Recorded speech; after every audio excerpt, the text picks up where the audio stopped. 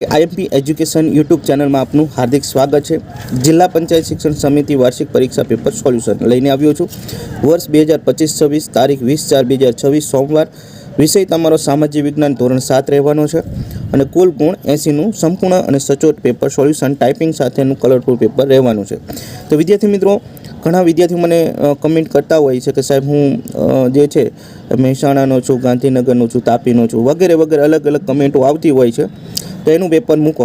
તો વિદ્યાર્થી મિત્રો, આપણી પાસે અલગ અલગ પેપર એટલા બધા અમે બધા જિલ્લામાંથી મેસેજ આવે છે, એટલે શક્ય હોય ત્યાં સુધી આપણે એવો મૂકવાનો પ્રયત્ન કરશું કે બધા જિલ્લાનું આપણે પેપર, પણ બધા જિલ્લાનું એટલે કે ઘણા બધાના પેપર અલગ અલગ હોઈ શકે છે। તો ઘણા વિદ્યાર્થી એમ કહેતા હોય સાહેબ આ અમારે પેપર નથી પૂછાતું અમારા, પણ વિદ્યાર્થી મિત્રો એટલું યાદ રાખો, ચોપડીના પ્રશ્નો તો છે ને વિદ્યાર્થી, એક વસ્તુ યાદ રાખો, તો ચોપડીના જે પ્રશ્નો હોય છે બરાબર, તો એ તો તમારે આવવાના જ છે બરાબર। કદાચ દાખલા હોય તો તમારે અલગ અલગ હોઈ શકે, ચોપડીના પ્રશ્નો તો તમારે હશે જ। કદાચ એ પ્રશ્ન મોસ્ટ આઈએમપી, કારણ કે આ પેપર સ્ટાઇલ રહી એ આપણે જિલ્લા પંચાયત શિક્ષણ સમિતિની હોય છે બરાબર। દરેક જિલ્લાની અંદર જે પેપર નીકળતા હોય છે એ પેપર પ્રમાણે, પેપર સ્ટાઇલ પ્રમાણે અલગ અલગ હોતી હોય છે।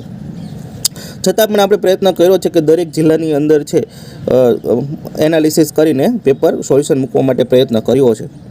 તો જોઈએ મિત્રો તમારે લગભગ આવું જ પેપર હશે એવું આપણે માનીએ છીએ, છતાં પણ અલગ નીકળે તો મને કમેન્ટમાં જણાવજો બરાબર।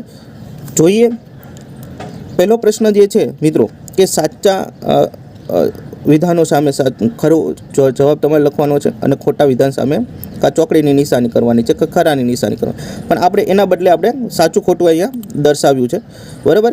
તો એ જોઈએ, સાચું ખોટું આપણે વિધાનોમાં દર્શાવ્યું છે। તો જોઈએ એની અંદર, તો પહેલું છે કે રાજાઓને વર્ષાસન આપવાની પ્રથા ભારતમાં આજે પણ અરવલ્લી જિલ્લામાં ચાલે છે। તો આ વિધાન ખોટું છે, કારણ કે વર્ષાસન આપવાની પ્રથા છે એ ડાંગમાં ચાલે છે, ડાંગ દરબાર। ગુજરાતમાં ગોળ ગધેડાનો મેળો જેસાવાડા દાહોદમાં ભરાય છે, તો આ વિધાન સાચું છે। પશ્ચિમ હિમાલયમાં બરાબર ગંદી ગડરિયાનો નામની જનજાતિ મુખ્ય હતી, આ વિધાન પણ સાચું છે। ગઢકંટગાના ગોંડ રાજ્યમાં 60,000 જેટલા ગામડાઓનો સમાવેશ થતો, તો આ વિધાન ખોટું છે। 70,000 ગામડાઓનો હતા। અને અહોમ લોકો મ્યાનમારથી આવીને અસમ બ્રહ્મપુત્રીના ખીણ વિસ્તારમાં વસ્યા હતા, તો આ પણ વિધાન સાચું છે। નેક્સ્ટ પ્રશ્ન જોઈએ, યોગ્ય જોડકા જોડવાના છે, પણ અહીંયા તમારે જે જોડકા છે બરાબર આવી રીતના આપતા હોય છે બરાબર। અને અહીંયા જે નટ, વણઝારા, કાંગસિયા, ગઢ અને વિમુક્ત જાતિઓ 5 હોય અને સામે તમારા બીજા આપેલા હોય, તો પણ આપણે શું કર્યું છે, સીધો જવાબ કરી નાખ્યો છે બીજા કોઈ પણ માથાકૂટમાં પડ્યા વગર। જેમ કે નટ છે એ રસ્તાઓ અને દોરડા પર કરતબ બતાવતા હોય એને નટ કહેવામાં આવે છે। વણઝારા કોને કહેવામાં આવે, તો અનાજ અને ચીજવસ્તુઓની હેરફેર કરે એને બરાબર વણઝારા કહેવામાં આવે છે। કાંગસિયા કોને કહેવામાં આવે, સૌંદર્ય પ્રસાધનનું જે વેચાણ કરતા હોય એને કાંગસિયા કહેવામાં આવે છે। જે ગઢ છે જે 84 ગામોને એક એકમમાં કરે છે એને ગઢ કહેવામાં આવે છે। વિમુક્ત જાતિઓ જે મિયાણા છે, વાઘેર છે, ડફેર છે, આ બધા વિમુક્ત જાતિઓનો સમાવેશ થાય। તો વિદ્યાર્થીઓ આ રીતના જોડકા જોડવાના છે, પણ આપણે સીધા તેના જવાબ લખ્યા છે। નેક્સ્ટ પ્રશ્ન છે કે આપેલા ખાલી જગ્યા પૂરો, તો ખાલી જગ્યાની અંદર પણ આપણે જવાબ રૂપે લખેલી છે, જેમ કે શીખ ધર્મના પવિત્ર ગ્રંથ, તો ગુરુ ગ્રંથ સાહેબ આવશે। શું જવાબ આવશે ખાલી જગ્યામાં, ગુરુ ગ્રંથ સાહેબ। પછી ગુજરાતી ભાષાના આદિકવિ, તો એમાં આવશે નરસિંહ મહેતા છે બરાબર। એટલે આપણે બે રીતે લખેલું છે, જો ધારી લો કે પ્રશ્ન પૂછાય તો તમે પ્રશ્નની રીતે લખી શકો, અને જો તમને ખાલી જગ્યા પૂછાય તો ખાલી જગ્યામાં નરસિંહ મહેતા મૂકવાનું રહેશે બરાબર। તો આપણે બે રીતે જવાબ લખ્યો જેથી તમને ઉપયોગી થાય। ચૈતન્ય મહાપ્રભુએ ખાલી જગ્યાનો મંત્ર આપ્યો, તો કે હરિબોલનો મંત્ર આપેલો છે। કબીર કવિતા સંગ્રહનું નામ, તો એમાં કવિતા સંગ્રહનું નામ બીજક છે। નેક્સ્ટ પ્રશ્ન જોઈએ, તો કે મારા અભંગો મહારાષ્ટ્રમાં ખૂબ જાણીતા છે, તો મને ઓળખો, તો હું સંત તુકારામ છું, યાદ રાખવાનું બરાબર। મારા અભંગો મહારાષ્ટ્રમાં ખૂબ જાણીતા છે, 4 પ્રશ્નો 4 ગુણના છે, તો સંત તુકારામ। સંત જ્ઞાનેશ્વર નામદેવ પણ તરીકે પણ જાણીતા છે, યાદ રાખજો। તો મારા લગ્ન મેવાડના રાજ પરિવારમાં થયા હતા, તો હું મીરાબાઈ છું। મેં અજમેરમાં ચિશ્તી પરંપરાની સ્થાપના કરી હતી, તો હું ખ્વાજા મોહિદ્દીન ચિશ્તી છું। મારા ગુરુ સમર્થ રામદાસ હતા, તો હું છત્રપતિ શિવાજી મહારાજ છું। ત્યારબાદ મને ઓળખો પછી પ્રશ્ન નંબર 3 છે, નીચે આપેલા પ્રશ્નોના માગ્યા મુજબ જવાબ લખવાના, કોઈ પણ 4, કુલ ગુણ 8 છે। નાગર શૈલીના મંદિરોની વિશેષતા જણાવો। નાગર શૈલીના મંદિરો મુખ્ય વિશેષતા એ છે કે આ મંદિરો બરાબર. આ મંદિરો વિશેષતા એ છે કે આ મંદિરો છે નાગર શૈલીના મંદિરો છે, એટલે વિશેષ એક શૈલી હોય. બરાબર. તો આની અંદર આપણે એક જવાબ છે એ મૂક્યો છે, પણ હું એને તમે કમેન્ટમાં આપી દઈશ. બરાબર. મંદિરોના સ્થાપત્ય શૈલીના મુખ્ય કેટલા પ્રકાર છે? તેમાં 3 પ્રકાર છે. એક છે નાગર શૈલી. પછી પાળિયા કોને કહેવામાં આવે છે? ઉદાહરણ સહિત સમજાવો. તો યુદ્ધની વીરગતિ પામનાર શહીદની યાદમાં સ્મારકો કે જે કાંભી ઊભી કરવામાં આવે છે તેને પાળિયા કહેવામાં આવે છે. ઉદાહરણ તરીકે જામનગર પાસેના ભૂચર મોરીની રાજકુંવરબાનો પાળિયો.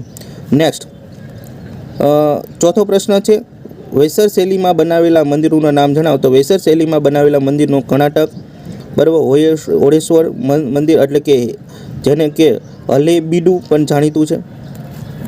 5મો છે તો તમારે વર્ગીકરણ કરવાનું છે મંદિરોનું. બરાબર. જેમાં સ્થાપત્ય શૈલીનું વર્ગીકરણ અલગ અલગ કરવાનું છે, જેમાં તમને નામ આપેલા હશે નાગર શૈલીના મંદિરો અને દ્રવિડ શૈલી. તો જગન્નાથ મંદિર અને ખજુરાહોનું મંદિર એ નાગર શૈલીમાં છે, અને જ્યારે દ્રવિડ શૈલી છે બૃહદેશ્વરનું મંદિર અને મહાબલીપુરમનું મંદિર એ દ્રવિડ શૈલીનું મંદિર છે. ત્યારબાદ નીચે આપેલા માગ્યા મુજબ જવાબ આપવાના છે.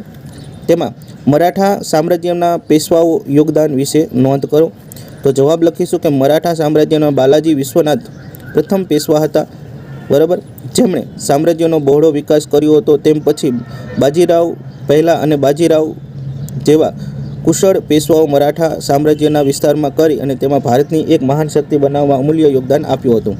છત્રપતિ શિવાજી મહારાજના નેતૃત્વ હેઠળ મરાઠા સામ્રાજ્યનો વિસ્તાર વિશે મુદ્દાસર ઉત્તર લખવાનો છે. બીજો પ્રશ્ન. તો જવાબ લખીશું છત્રપતિ શિવાજી મહારાજે પોતાના ગુને અને બહાદુરીથી દક્ષિણ ભારતમાં સ્વતંત્ર મરાઠા રાજ્યની સ્થાપના કરી હતી. તેમણે 40થી વધુ કિલ્લાઓ જીત્યા હતા. તેમણે મુઘલ સમ્રાટ ઔરંગઝેબ તથા બીજાપુરના જે સુલતાન સામે લાંબા સમય સુધી સંઘર્ષ કરી મરાઠા સામ્રાજ્યનો વિસ્તાર કર્યો હતો. નેક્સ્ટ પ્રશ્ન છે ત્રીજો. શીખ સામ્રાજ્ય વિસ્તારમાં શક્તિશાળી નેતાઓ, બરાબર, રણજીતસિંહની ભૂમિકા વિસ્તારથી નોંધ આપો. મહારાજા રણજીતસિંહ શીખ સામ્રાજ્યમાં સૌથી શક્તિશાળી રાજા હતા.